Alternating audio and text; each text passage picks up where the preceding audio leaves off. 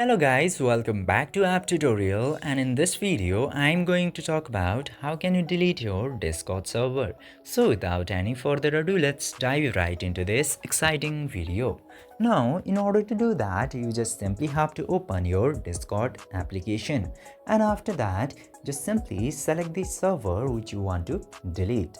Now I want to delete this content creators server, and in order to delete that, you just simply have to tap into the server name, and this page will be opened up.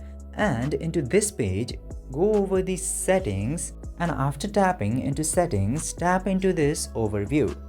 After tapping in overview and scroll down to all the way bottom, and you will get the option of delete server.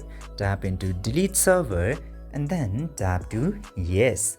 This way you can very easily delete your Discord server, but you have to be admin or the creator of the server in order to perform this action. I hope this video was informative for you. If yes, don't forget to like, share and subscribe to the channel to never miss another update. Thank you for watching the video.